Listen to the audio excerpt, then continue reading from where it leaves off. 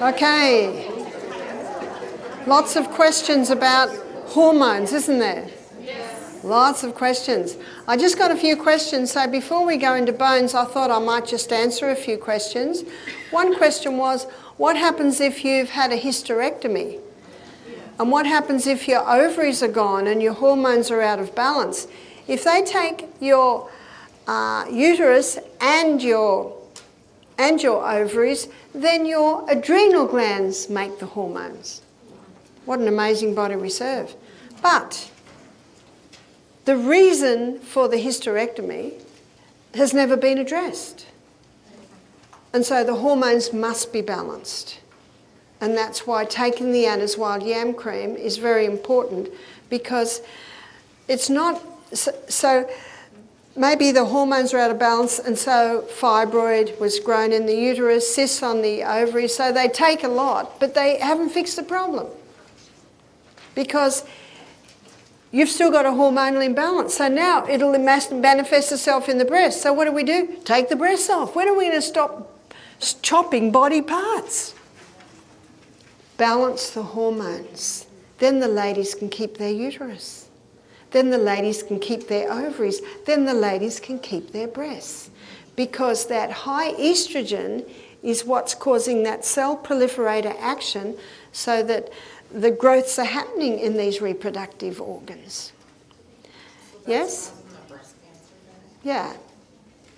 Are teens able to use the yam cream, or is that for certain ages of people? From 9 to 90. Okay. Yeah, 92-year-old can do it. So that cream will take care of everything that is low or uneven, like progesterone? Well, what it does is it boosts progesterone.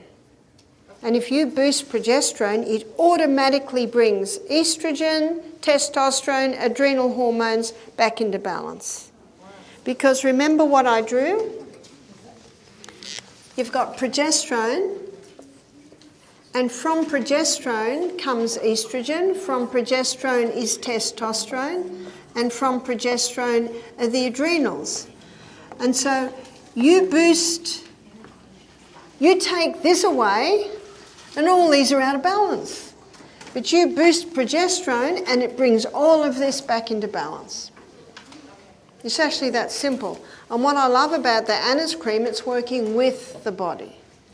It's working with the body systems. So we had a man do our program who had prostate cancer. And he was having a 3-monthly injection to get his testosterone levels down.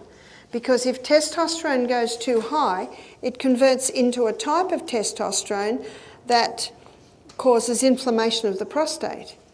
So anyone with prostate problems, they're trying to get their testosterone levels down.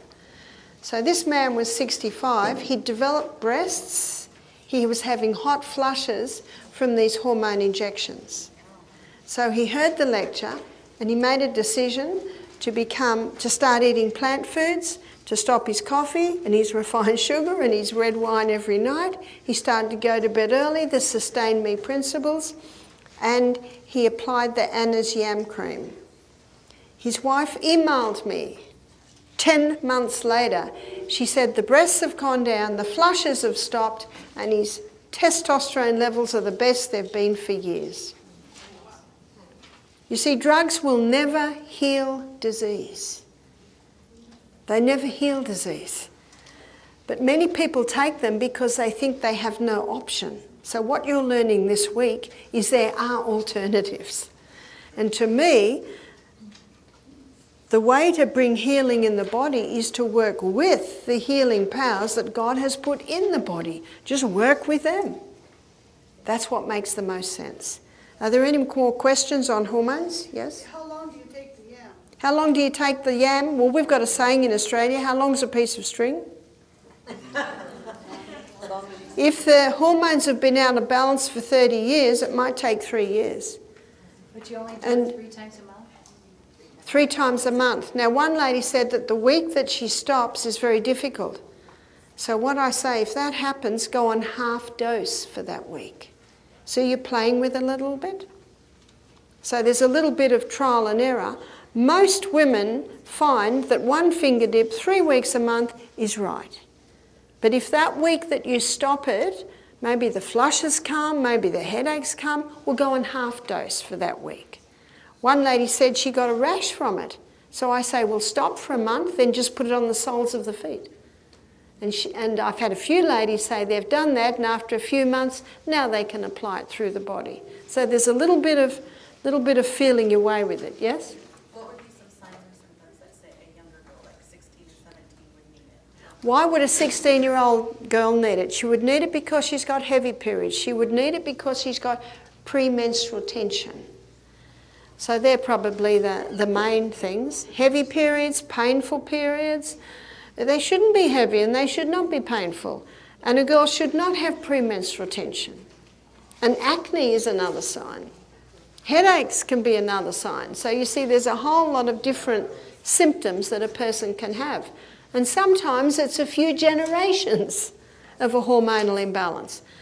So what I advise is go on the cream for 1 year and then stop. And watch. And if symptoms return, what's the body saying?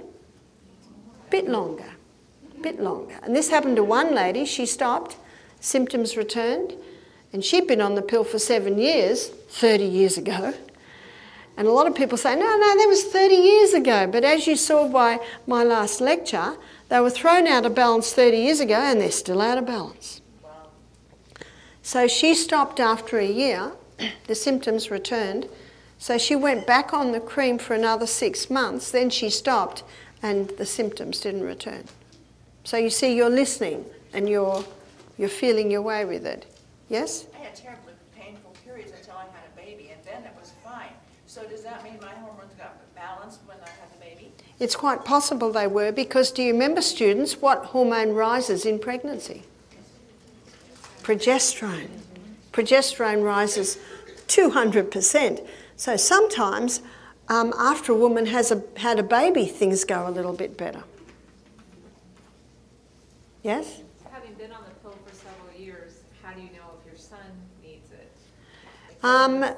You watch for symptoms. Now, one lady just emailed me and said her little grandson was only 5 and showing signs of puberty. So they started him on the yam cream, and she said it was reduced his symptoms by 50%.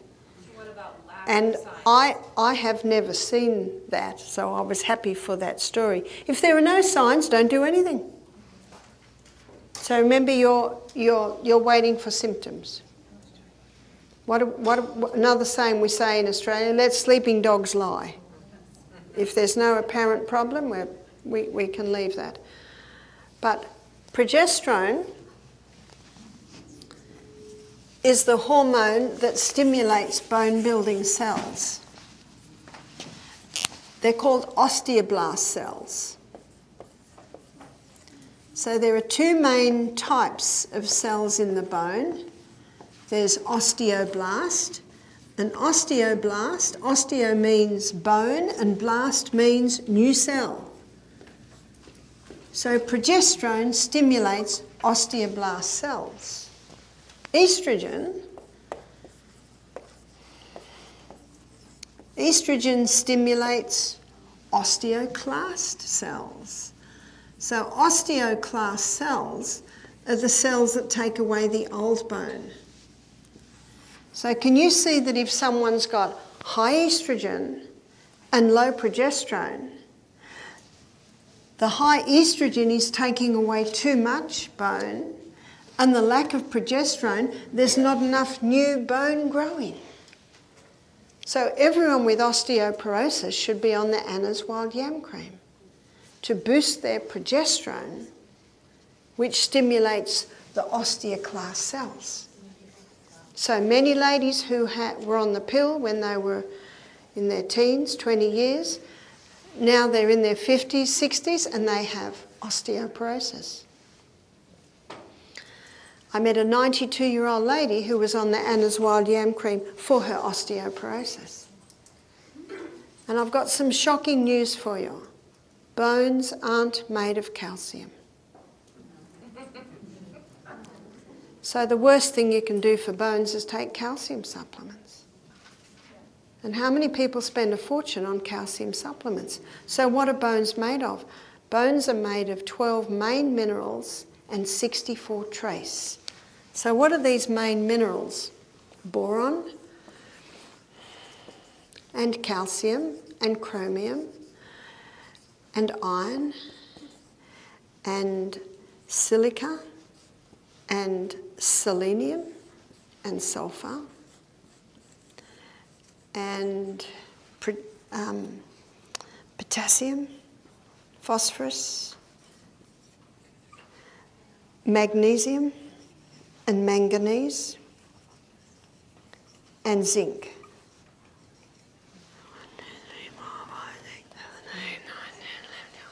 Got it. They're the 12 main minerals that bones are made of, and 64 trace. So it's not rocket science, students. What do bones need? Minerals. So where do we get that? In his book, The Calcium Lie, very interesting book, The Calcium Lie, by Dr. Robert Thompson, he states that the clearest indicator of a creator God is seawater. Because seawater has all of these minerals in that exact proportion. And I've got some good news. We don't have to drink seawater. So what we can do is take the unrefined sea salt. So seawater contains 92 minerals, Celtic salt, and apparently the local health food shops sold out of Celtic salt this week. Natural Virgin does have some, I was there today. Okay. 82 minerals. In fact, I gave meetings a few years ago now in a little town in Australia, and near the end of the week, the health food shop guy rang us up and he said, "What's going on?" I've sold out of hawthornberry, I've sold out of Celtic. Who are you? And Himalayan salt, it has the 75 minerals, so it's fairly close. And be careful when they say sea salt, because the first crystals formed is sodium chloride. So in seawater, 30% of the minerals is sodium and 50% of the minerals are chloride. So the first crystals formed is sodium chloride. So they're a bit impatient. They scoop that up, bleach it white, put aluminium with it to make it run freely. There's your table salt. And yes, they can say sea salt because it came from the sea. But when our body tastes salt, it thinks it's getting the minerals. And so what happens is it causes this mineral imbalance, and it causes a fluid imbalance because sodium, of course, influences the fluid in the body. And because of the imbalance, we looked at that when we looked at heart, it can cause high blood pressure. So that's one place we can get the minerals. Dr. Robert Thompson says a small crystal of Celtic salt on your tongue before you start each glass of water, all that will do is replace the minerals you lost yesterday. You lost it in your perspiration, you lost it in your urine, you lost it in your colon. And those minerals need to be replaced. Dr. Lilangri, the French doctor who wrote the book on salt, he calls it our internal ocean. Our blood's salty, our body fluids are salty. To say we shouldn't be taking salt, it makes no sense at all. So this is one way that we can get these minerals. Where else do we find these minerals? We find these minerals in dark green leafy vegetables. I think we've talked about these a few times, is that right? Mm-hmm. Dark green leafy vegetables. Dark green leafy vegetables are very high in minerals. So we should be having dark green leafy vegetables every day, and if we don't, we should have a dose of green barley. A dose of what? Green barley, or barley green, or super green, for the minerals. But one of the main problems, do you remember in our acronym Sustain Me? So, sunshine. What does sunshine give us? The ultraviolet rays, actually UVB rays, hit the skin and they convert a form of cholesterol just under, what do they convert?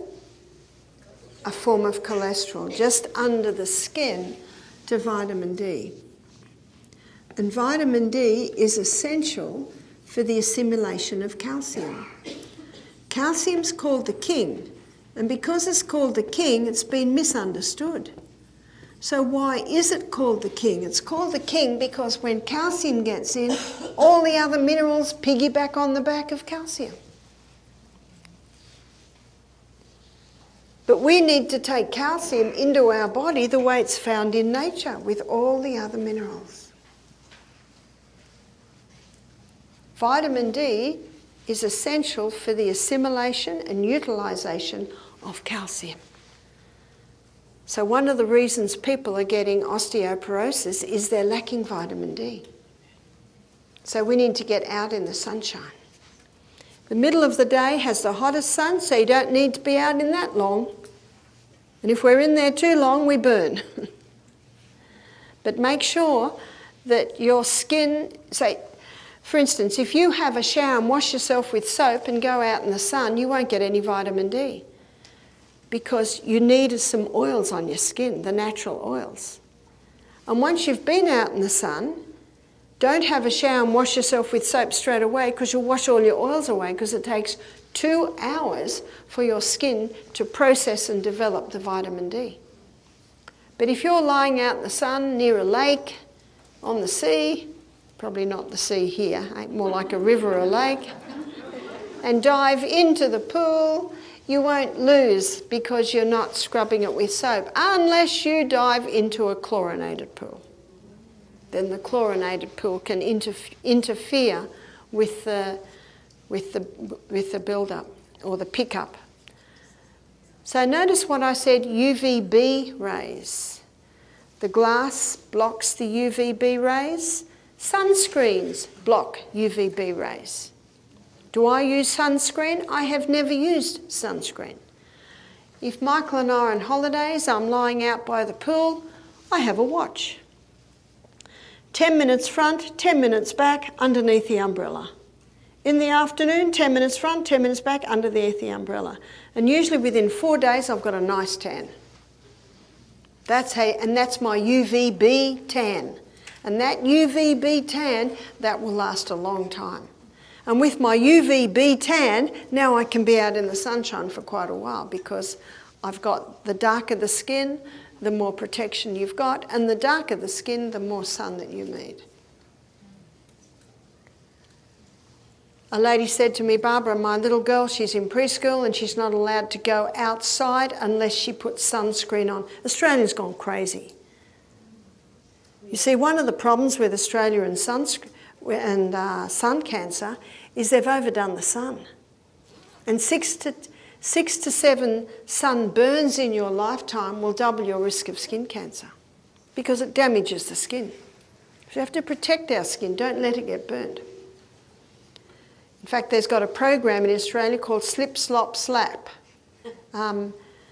Slip a top on, slap a hat on, and slop the sunscreen on. Is that, you don't have that here? That must be very Aussie, slip, slop, slap. Is it working? Has skin cancer reduced? Not at all. Not at all. You know what they're finding now? They're finding that vitamin D deficiency is contributing to skin cancer. Gee. And so this mother said, what do I do with my little girl? She's not allowed to go outside unless she's got sunscreen. And I said, buy a tube of sunscreen and buy a tube of aloe vera. Did you know aloe vera is a natural sunscreen? But if you're going to be out in the sun for hours, even aloe vera is not going to protect you. I said, squeeze all that poisonous sunscreen out into the bin, you call it trash can, and then suck up the aloe vera gel into the tube and send that with the child. You're not lying because it's sunscreen. I've always always had a vitamin D deficiency. What helps with that? I mean, could even just taking a lot of vitamin D. Well, It's getting the skin in the sun, but of course you can't have any creams on. You mustn't have washed yourself with soap and washed off all the oils. So when I garden, I just have a little singlet on, and when it's starting to get hotter, then I'll put a hat on. So in 2020, when I was the gardener, I was always very, very brown. So you need the sun, but you also make sure that you've got those natural oils on your skin. And if someone's vitamin D levels are low, they may need initially to take a supplement to get it up again. So we need the sunshine and use of water. Every cell in the body must be hydrated. This is muscle, bone, ligament, everywhere. Sleep. It's between those night hours that our bodies are recharged and revived. T, trust in God. Thank God every day for this incredible body that we've been given. Remember that Psalm 146, verse 3? Put not your trust in princes, neither in the Son of Man, who is no help. Who are the princes? Are they the authorities in many different fields? Do you know God gave us the authority over our bodies? Put not your trust in princes, neither in the Son of Man, whom there's no help. His breath goes forth, he returns unto his earth, in that very day his thoughts perish.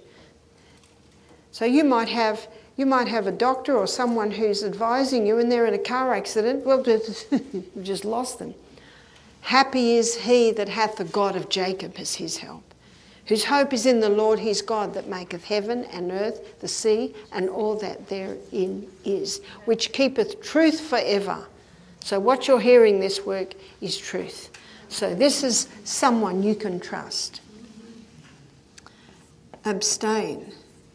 This is a big one with bones. Because what's happening is people are taking things into their body that leach the minerals. So what leaches minerals? Because as you can see, it's all about minerals. What leaches the minerals is refined sugar. In fact, one writer said, sugar leaves the body better dressed than when it went in.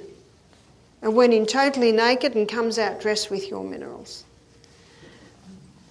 Another that leaches the minerals is caffeine, especially the magnesium. Magnesium and calcium, and also alcohol.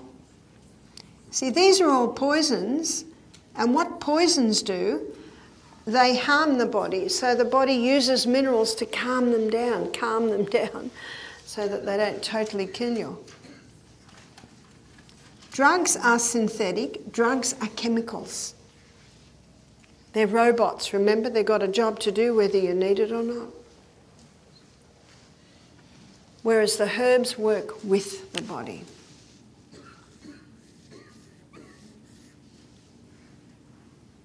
Inhale. Even your bone cells need oxygen. Every cell in the body needs oxygen, and you'll get more oxygen when you're breathing in and out through your nose. Nutrition. So what are the foods that will give us the most minerals? Now there's something else we have to abstain from, and that's cow's milk. But aren't we told that we should drink cow's milk to get calcium? Well, let me show you what happens with cow's milk. Here is a glass of milk. And this glass of milk is high in protein, and it is also high in calcium. But this protein, this animal protein, only 58% is burnt as fuel. So that leaves a 42% waste, and it's an acid waste. And the most alkaline mineral in the body is calcium. So what the body does is it uses the calcium to negate that sulfur residue. So how much calcium is left for us? None. The countries in this world that are the highest cow's milk consumers have the highest incidence of osteoporosis. Because let's say a person has a glass of milk and with that has maybe a steak. Well, there's not calcium in the steak to negate the sulfur residue, so where's the calcium going to come from now? The biggest storage house, which is the bones. Now the cow, it can access the calcium because it's got 5 stomachs. And by the way, what do cows eat to get strong bones? Grass. What do elephants eat? You look at the biggest boned animals on the planet, they're all vegetarians. They're all getting from the greens. And the greens, of course, has all the minerals. I remember I took my 6 children to the dentist. I think the eldest was 13 and the youngest was about 2. I think it's time I took them to the dentist. And the dentist looked at their teeth and she said, "Your children's teeth astonish me." She said, they're so strong. There's no cavities. But you know, I never gave them sugar and I never gave them cow's milk. But we had a big garden and I nourished the soil. So the plants were very high in minerals. She said, "One of your children has a little bit of a cavity, but she said it's in a part where it seems the food get caught." But she said it's like the cavity stopped because the tooth is so strong that the cavity's not going anywhere. Isn't that incredible?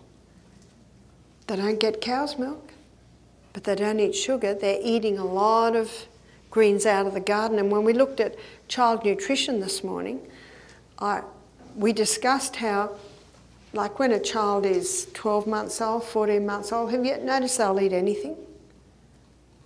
They'll eat a caterpillar, they'll eat a worm, see what they put in their mouth. So you know what I say, so what happens?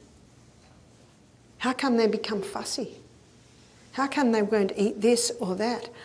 I think it's because of what children are introduced to. They're introduced to candies, they're introduced to sugar biscuits, and no child is going to want to eat fruit after they've eaten a sugar biscuit.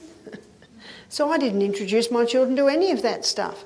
They didn't even know what chocolate was. They never had candies. But I used to make dessert a couple of times a week, so the children were very happy with their food. Probably helped the fact that they were homeschooled up in a rainforest. But even when other children came to visit, you know, if we had visitors, we'd always make dessert. And we'd have a kids' table and then we'd have the adults' table because, you know, lots of kids. And I'd hear the children saying to the other kids, "You've got to eat your veggies or you won't get dessert." The children were telling the other children, "Here, I'll help you because we've got apple pie coming." It was peer pressure at its best. And I was surprised how all the kids ate. The 3 essential food groups: fibre. And fibre, your biggest fibre food are all your vegetables. And as we also talked this morning about how there are some dentists that saying teeth and gums are deteriorating because people aren't eating enough crunchy food. We should be eating carrots and apples and crunchy food. Strengthens the gums. Fibre, protein. Protein, the best protein is found in your legumes, nuts, seeds, good fats. 50% of the membrane around every cell in the body is protein. 50% of the membrane around every cell in the body is the fats. They're the 3 essential food groups. Sustain me. Moderation. You overeat. The stomach can't process all the food. You can't get the nutrients out of the food. have gaps between the meals? Exercise. Exercise strengthens bones. And the best exercise, the best bone strengthening exercise, the best muscle strengthening exercise is defying gravity. And the best exercise for defying gravity is rebounding. So you're doing strength exercise by pushing up against gravity. If you're not used to the rebounder, you just start with this. This is just your health bounce. And then as you get more confident and stronger, you can start leaping. And there's no jarring with rebounding. It's not like skipping or running where every step you're jarring. And what you're also doing, you're jumping on the part of our foot that was designed to take the weight, which is toes. I read a book called Born to Run by Christopher McDougall. He's a runner that had hamstring problems, lower back, hip problems. So he decided to take a few months off work and travel the world interviewing runners, looking at the history of running. And he discovered in the Olympic Games in 1960 and 1964 an African named Abibi Bikila.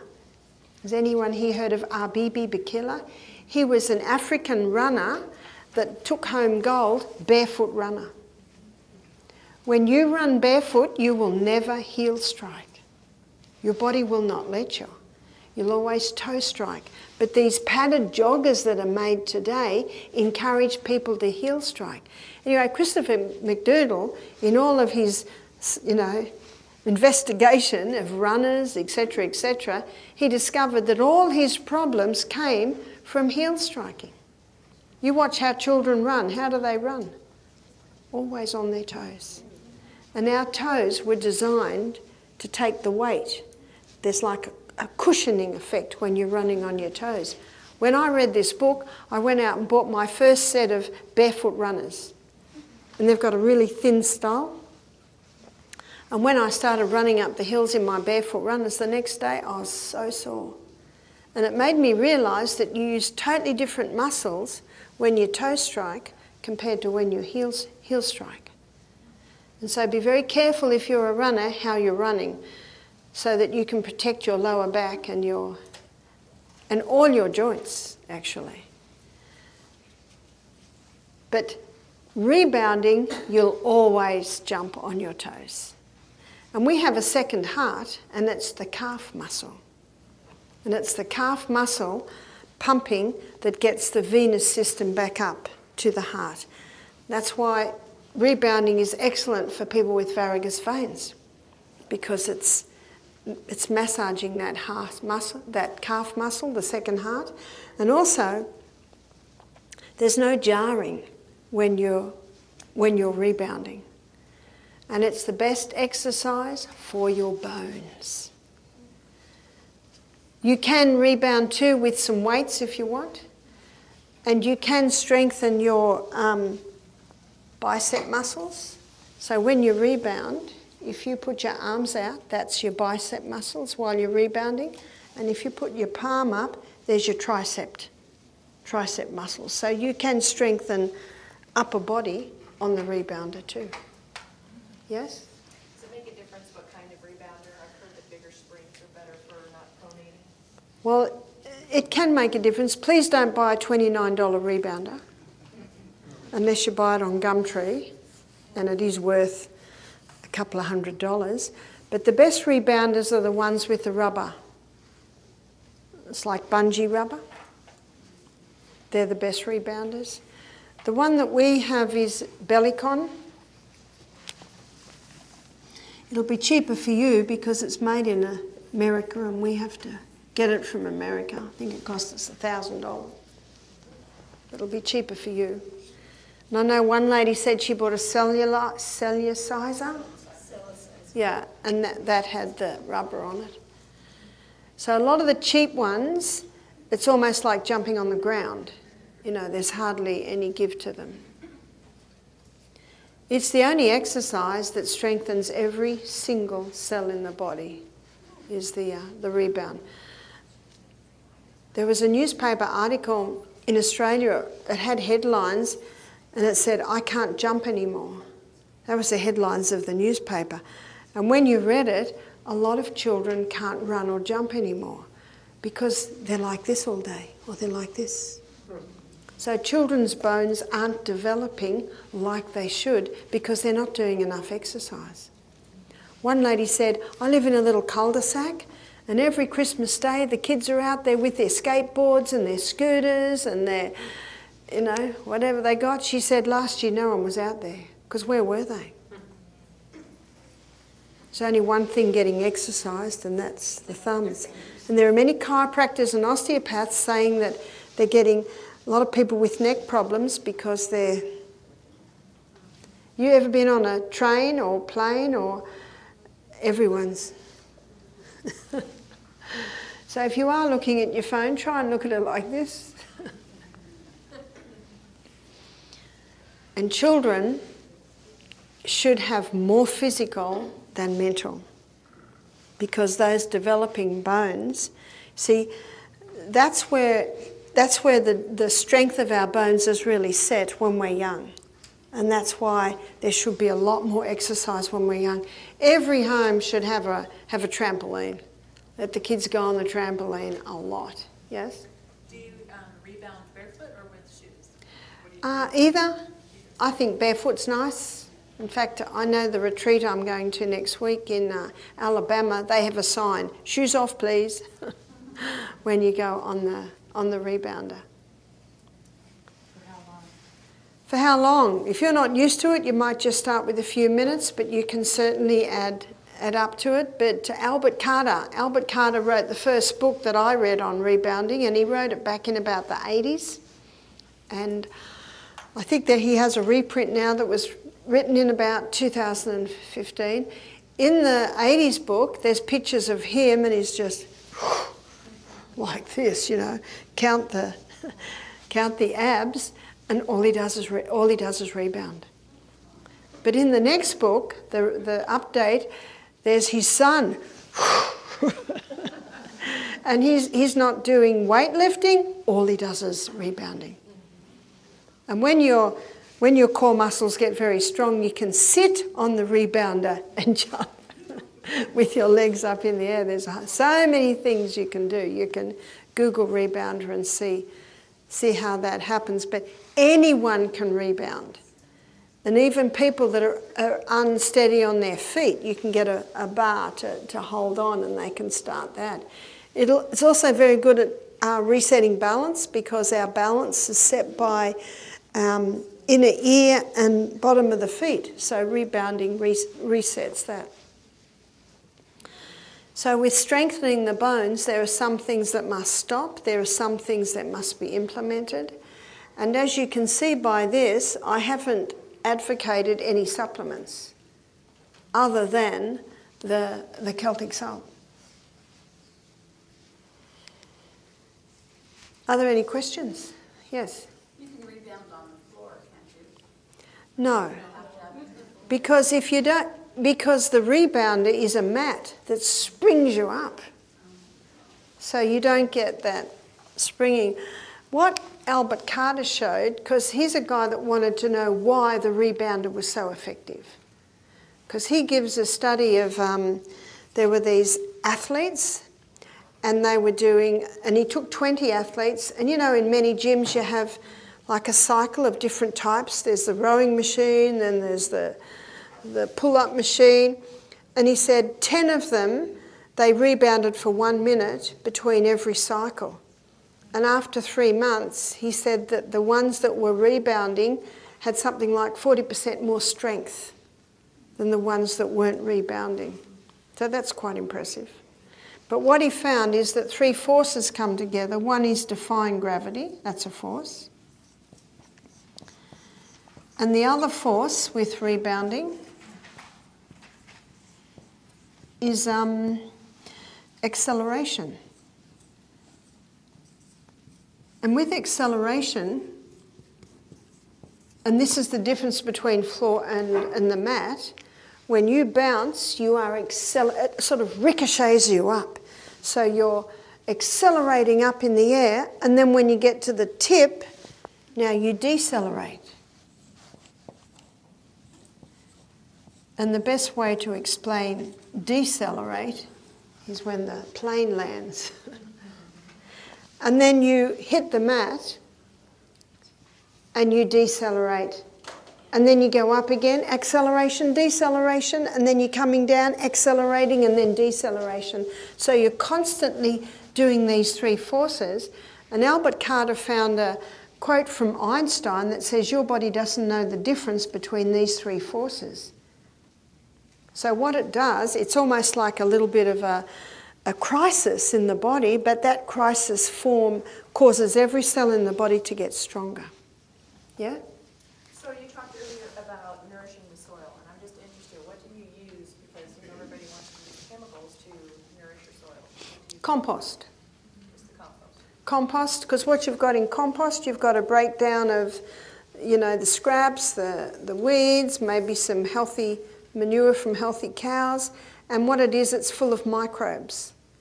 So when you put the compost in the soil, you're putting microbes in the soil, and those microbes release the minerals from the soil into the plant.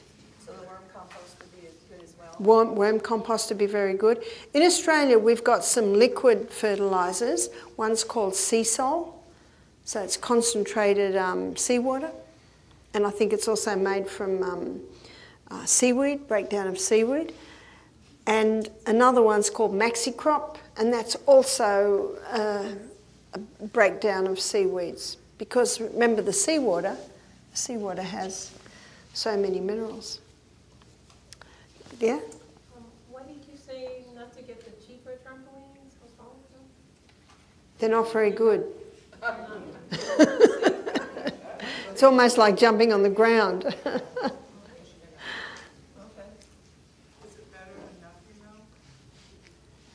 Oh, you might as well just jump on the ground. What's the name of the one that you recommended?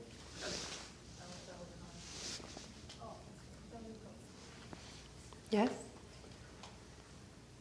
Seems like so many people are getting knee and hip replacements, joint replacements. Is it unrealistic to think that you can age to 80 or 90 and never get a That's right. joint replacement? My father died at 92 about 6 years ago and had all his joints. My grandmother died at 99 and had all her parts. Now you can see by what I've shown you today why people's bones are deteriorating. So many Americans have refined sugar, caffeine, alcohol. See, they're constantly leaching the minerals out, leaching the bones. And so many have hormonal imbalances. So many are mineral deficient, eating foods that don't have the minerals. And it doesn't happen overnight. It's weeks, months, years of this lifestyle is deteriorating the bones. So there is no need to have the hip replacements. Now, if someone comes to me and says, I'm about to have a hip replacement, what can I do? You know what I say to them? Have the hip replacement. But if you'd learnt all this 10 years before, you could probably have prevented the hip replacement. And that's why the trampoline or the rebounder is so good. There is no jarring on the joints. Because Albert Carter, he talks about some of his friends who were runners, and by the time they were 45, 50, they got major joint problems because of the jarring. And he would get them onto rebounding, and he reckons in a couple of years he could have their joints happy again because there's no jarring on the rebounder. Yes? Is arthritis a similar situation? Arthritis is usually an inflammatory situation, and that certainly does play a part. But we've got another situation with arthritis, and because I have time, I'll touch on it. There's a lot of people that are taking acid-forming foods. And in my book, Self-Heal by Design, I have a whole chapter on the acid-alkaline balance. So I'll just do a quick one here and show you the alkaline-forming foods are the lemon, the greens, particularly they're the two most alkaline vegetables, also fruits, and there are 3 alkaline legumes, and that is lima beans and lentils and soy. And remember, soy's only been a problem, it's only a problem if it's been genetically modified. And millet is an alkaline grain, sorghum. Sorghum is a grain that's always been used for sorghum. It's only ever been grown for cows, but they've discovered it's gluten-free. So now, I know in Australia, you know Weet-Bix? Yes.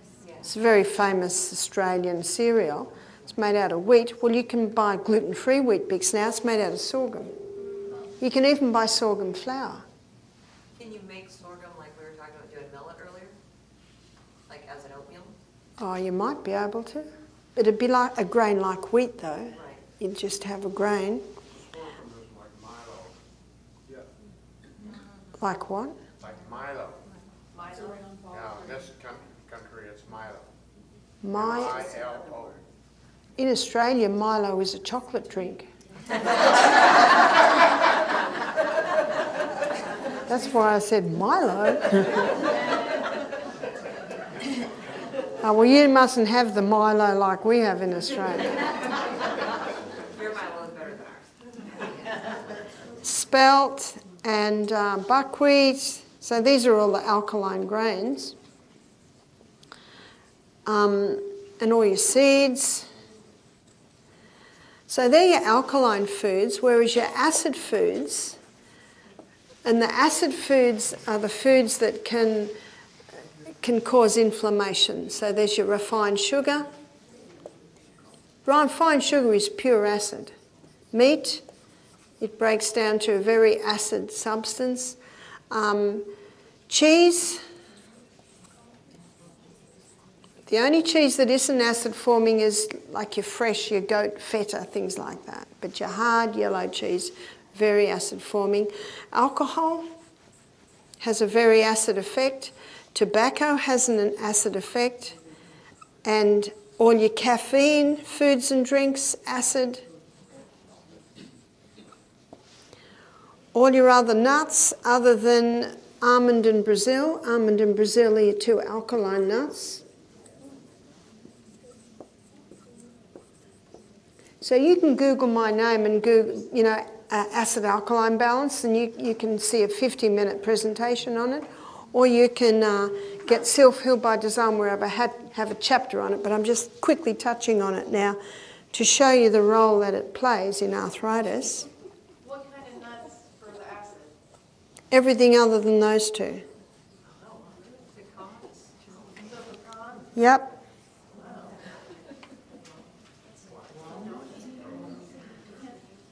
So even cashew? Yeah, hear me out. So to maintain a correct acid-alkaline in the balance in the body, we should be having 70 to 80% alkaline. So we need a little acid. I eat pecans, I love them, and cashews. But it's not the main part of my diet. And we should be having 20 to 30% acid-forming foods. So in my diet, my acid is coming from chickpeas, pecans, can you see that? Whereas with some people, just about all their food is acid. And that is a big contributing factor to arthritis. My mother died a cripple in a wheelchair with rheumatoid arthritis at the age of 51. And she ate lots of white bread, white cereal. She hardly drank any water. She drank lots of cups of tea and meat every day. My mum didn't realise that everything she was doing was contributing to her arthritis. Many people are sick in ignorance. And because my mum didn't drink water, she used to have have headache tablets every day. See, drugs are very acid forming. These are the least acid, so I can't put drugs in there. There's not enough room, but you get it.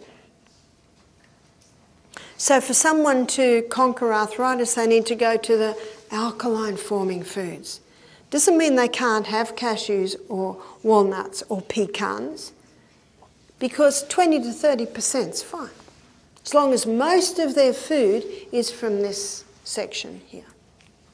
You mentioned the oats being bad, but if they're slow cooked, they're okay? Oats aren't bad. My sons have them for breakfast every day and absolutely love them. But oats are high in lectins, and if someone has inflammation and they have the high lectin foods, it increases the inflammation. And the Scottish traditionally soak them all day and slow cook them all night, and that will disarm the lectins. So some people say, yeah, but I ate quick oats. Well, we did talk about lies in advertising, didn't we? And remember what my husband says. I don't believe him. He says that so much. He's a skeptic. That's why he's a Christian, because it's the first thing that made sense. Yes? You're talking about whole oats, right? Or steel-cut oats? You name it. Yes. You name it. Because they sell, at Costco, they sell sprouted oats, which means they were without lectins, I assume, because they were I guess so. soaked and sprouted. I guess so, yeah. But the two grains that have no lectins at all are millet and sorghum.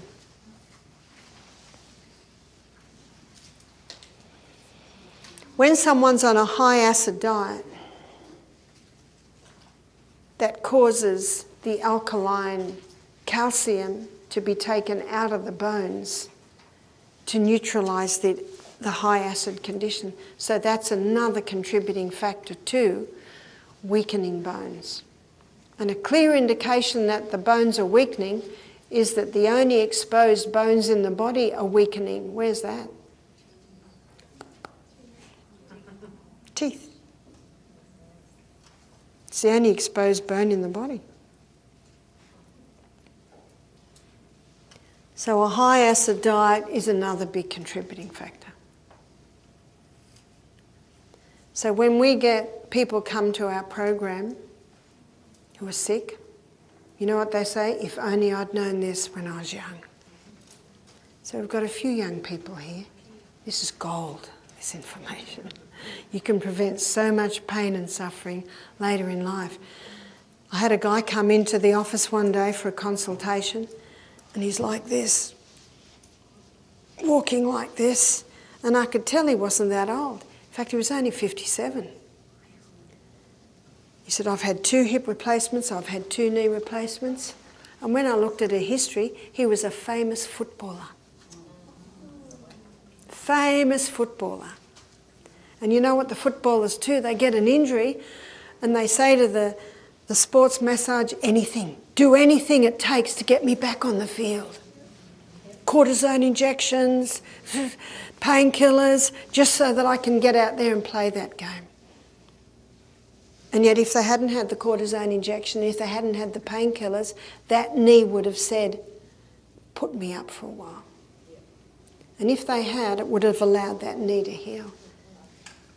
And where's the glory now in this man who can hardly walk? And you know what? The whole world's forgotten about him. He bought now and he paid later. Yes? I had someone tell me that K2 helps your body absorb and tells it where to put the D3 in order for someone with osteo. Maybe so. But I would just rather work with these minerals that work with the body. Yeah? I was told that the cortisone, steroid injections, they actually can contribute to arthritis. That's right. That's right. Because whenever you put cortisone into the body, it depletes your own natural cortisone, which your adrenal gland makes. So your cortisone can deplete your adrenal glands. Another buy now, pay later. Tomorrow afternoon I'm going to show you the part of our brain where foresight is. So foresight is looking ahead and assessing the result of what I'm doing today. And it's important to do that. Michael's father said to him one day when he was 20, "You're going to regret doing that when you're 30." And Michael said, "Oh, I'll never reach 30. Well, guess what? You do. And then you reach 40, then you reach 50. What you do in your 20s is revealed in your 40s, and what you do in your 40s is revealed in your 60s. So people don't get sick in a minute, and they don't get better in a minute. But the good news is, if you've been doing everything wrong for 20 years, it won't take 20 years to get better. But it could take 1 or 2. That's the time factor. Any questions before we close? I Yes? hear people say that, talk about depleted adrenals and how to get them back. Yeah, you know what depletes adrenals? Refined sugar, caffeine, alcohol, drugs. So I said to a girl one day, she was at the retreat in Alabama, and on Tuesday she said, "Oh, I forgot to tell you I'm on speed." I said, "Oh." And she said, "And I haven't taken it today, and I have to tell you I've got no energy. And if when I go back to work on Monday, if I've got no energy, I'm going to go back on the speed." And I said, "Oh." Sometimes all you can say is, "Oh." I said, "Where do you think the energy's coming from when you take the speed?" She said, "Well, the tablets." I said, "Well, why aren't they jumping around in the bottle?" There's no energy in those tablets. What it's doing, it's leaching from your adrenal glands. So you've got no energy today because the speed you took yesterday used up today's energy. And then I said, and she went, "Oh." And I said, "You're 30, I guess in a few years you'd like to settle down, have a baby." She said, "Yeah." I said, "What sort of gene pool are you going to give your baby if you stay on the speed? You could give birth to a baby with attention deficit syndrome, with autism, with hyperactivity because of the speed that you're on today." And she went, "Oh." The next day she said to me, "I've thrown them in the bin." I said, "Well done." Because you know where I get my energy? Right here. I go to bed early. I exercise every morning. I drink adequate water. And I have the same energy that I had when I was 20, when I was 30, when I was 40. I have no depletion of energy at all. But I know that if I were to lean on any of these are very good at depleting your energy. And they deplete the energy. And where does your energy come from? Your adrenal glands. It's like getting energy from here is like taking out a loan to pay off your loan. And what's the old saying? Robbing Peter to pay Paul. There's a consequence. There's going to be an effect. And it comes sooner than we'd like. So how do you restore adrenal glands? You stop taking the stimulants. You see, drugs never cure, never. They just mask the symptoms, and they all have side effects.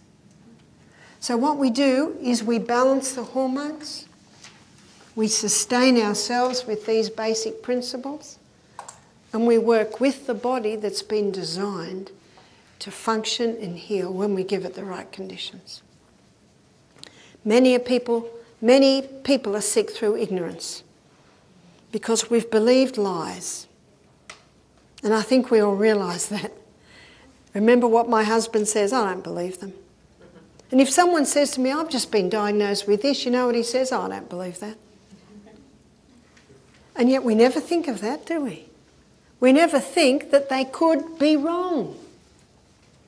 They could be wrong. It's good to think that. It's good to think that. Yes? I have a question about a variant. If you have a variant for vitamin B and your body doesn't use vitamin B like it should, what can you do? I'd just say what my husband says. I don't believe that. Many people, it's been put in their head they've got this gene and they can't do this, and they've got a fault in this gene. I just don't believe it. In fact, I'm not interested in having a gene test. I'm not interested in having any test. Everything works and I'm happy with that. But what if the test reveals that she's low in B? What are the symptoms? Well, I don't have any symptoms because I use my adrenaline to continue to get energy Aha. And how do you use your adrenaline? by eating the food, I guess. Yeah, you see. And you know, tests are sometimes wrong. I talked to a man who used to work in CSIRO, which does all the testing. He said, I've seen them change figures. He said, we did a whole lot of research and they didn't like the results, so they closed the book and stopped the funding. Mm. Put not your trust in princes, neither in the Son of Man, whom is there no help. Is there a question over there? Yeah, I guess, is there any hope in this for, like, humanity? There's, Our world is lied to us over and over and over. And I spent 5 years trying to find answers for my son when the medical industry ruined his life to the point That's he right. couldn't even leave the house until we sought God and God told us what to do. that's right. We couldn't go to experts to get help. So I'm so sorry about that. I'm so sorry about that. Yeah. like, not just the people in this room, but like, do you see anything on the horizon that maybe we're going to start knocking down some of these lies and people are going to... Yeah. Happy is he that hath the God of Jacob his help, whose hope is in the Lord his God, who made heaven, earth, sea, and all that in them is, that executeth judgment for the oppressed, that gives food to the hungry, that loosens the prisoners. The Lord opens the blind eyes. I'd like to suggest that some eyes have been opened this week, yeah? Yes. The Lord opens the blind eyes. The Lord raises them that are bound down. The Lord loveth the righteous. The Lord preserves the strangers. He relieves the fatherless and the wicked, he relieves the fatherless and the widows, but the ways of the wicked he turns upside down. Do you know, I believe that justice will eventually happen. And I know when people were suffering in the Holocaust, I know that when people were suffering in Rwanda, there were times when they would think, is there any hope? But justice is of the Lord, and I believe that that's where we can put our hope. That's where I have my hope, especially when all around seems so dismal. Yes? What about B12? What about B12? B12 is an airborne bacteria. B12 is in our mouths in the morning, and when we drink water first thing, we're getting a little bit. B12 is found in organically grown fruits and vegetables. Dr. Neil Nedley in his book Proof Positive, he shows that.